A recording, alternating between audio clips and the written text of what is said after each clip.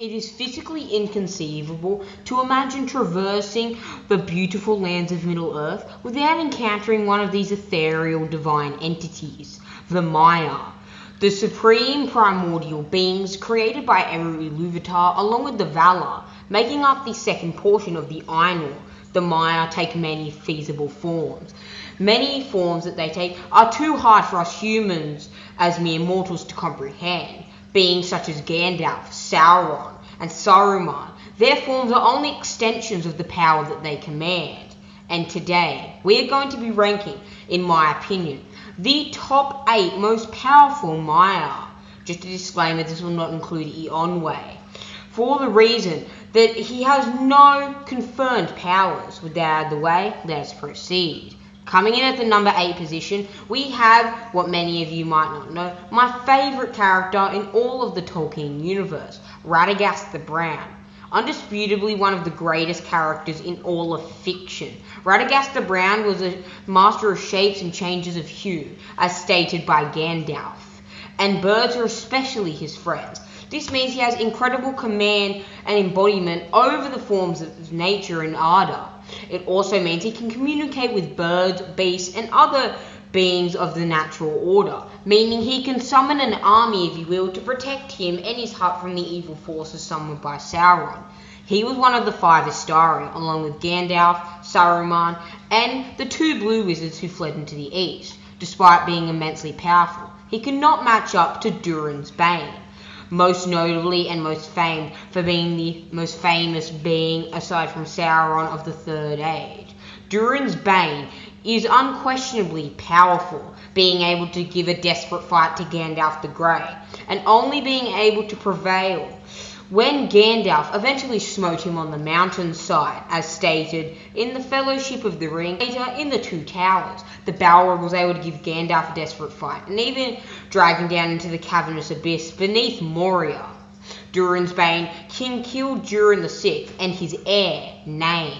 This makes him one of the most feared dwarven beings alongside Smaug in all of dwarvish history, cementing himself as a demon of shadow, flame, and near limitless power. Coming in at number 6 is Gandalf the Grey.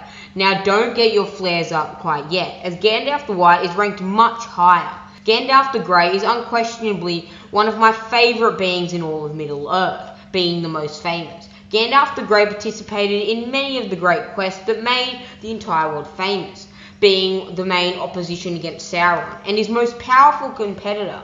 There was almost nothing that could stop Gandalf the Grey, apart from beings such as Saruman and the other beings we will get into soon. Gandalf the Grey's power is without question the greatest of the Order of the Istari, at least until the rise of Saruman. He became the greatest after he became Gandalf the White, but more on that later. Gandalf still remains possibly the greatest wizard in all of fiction. Coming in at number 5, we have Saruman the White, the leader of the White Council. Saruman the White was originally of Maiar living in Valinor. He was one of the main opposition that went alongside the other 5 Order of the Wizards in order to combat Sauron and Arda. His wisdom, knowledge, and power was greater than any of the Istari and the White Council, including Gandalf and Galadriel herself. Saruman's power cannot be understated, being able to ragdoll Gandalf the Grey in a brutal fight. In Orthanc, the tower originally built by the early Gondorians, and even Isildur's brethren. Despite his power and wisdom, he could not fend off the ferocious assaults of Sauron for long. Just edging out Saruman, we have Gothmog, the Lord of the Balrogs, and the most powerful of their brethren, originally bred by Morgoth before the First Age in the Years of the Trees. Gothmog was one of the most powerful fallen Maiar in all of recorded history, and is most likely the most powerful of the Balrogs, and at least in the conversation of the most powerful Maiar. Gothmog's power cannot be overstated, killing 2 High Kings of the Elves, before finally being killed by Ecthelion, Lord of the Fountain, in the Siege of Gondolin. However, his loss was not to be understated, as he was the one who ruined the city. Even in his final moments, Gothmog, the Lord of the Balrogs, still cemented himself as one of the most feared beasts in all of Elven history. coming in at the number 3 position. And kicking it off, we have Saruman of Many Colours. As I stated previously, Saruman the White was not the only addition of the White Wizard we will be going over. Saruman of Many Colours was Saruman after he accepted the allegiance of Sauron. And he gained new power, new knowledge, and perception of life, using precognitive abilities, and being able to ragdoll Gandalf the Grey like child's play. He was able to generate enormous fireballs that could possibly even harm Gandalf the White if they were made with enough potency. He was able to use a Palantiri to peer into the future and lend forces to Sauron. However, due to his treacherous nature, he was eventually betrayed by Sauron and still found his end in the weary and luscious lands of Hobbiton. Coming in at the number 2, we have Gandalf the White. This is hardly up for debate. Gandalf the White has been shown to be the superior to Saruman of Many Colours, as well as in the books and in the films. Gandalf the White was quite effortlessly capable of shedding off a fireball launched from Saruman on the pinnacle of Orthanc.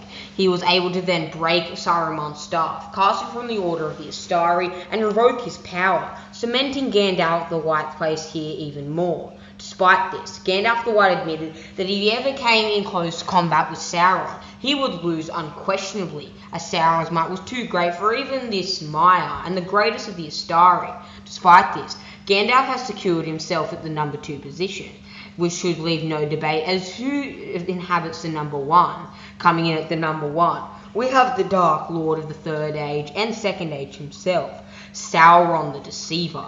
Sauron, the most famous Dark Lord in all of Tolkien's works. Sauron is unquestionably the most powerful being of the entirety of the Third Age, surpassing even Gandalf, Galadriel, Radagast, and Saruman. Sauron was feared widely across the dwarves, elves, men, Istari, Maiar, and possibly even some Valar were fearful of his immense power. Sauron declared total and temporary power over all beings in all factions. Sauron is undisputably one of the most powerful beings in all of fiction, and certainly claims his spot as the most powerful, unquestionably, of the Maiar.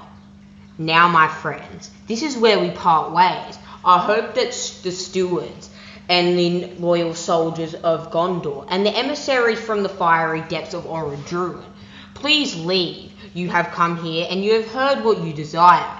Now, be on your merry way. Maybe you will encounter some of these wise, enigmatic beings on your journeys. For now, I wish you well. I hope that you have enjoyed your stay in Arda. Please be sure to use the Flame of the West to strike down the subscribe button. If you wish to ascend to the rank of a Valar and attain the powers of Eru, it is your destiny. Goodbye, my friends. And I'll see you walking across the white plains of Valinor any day now.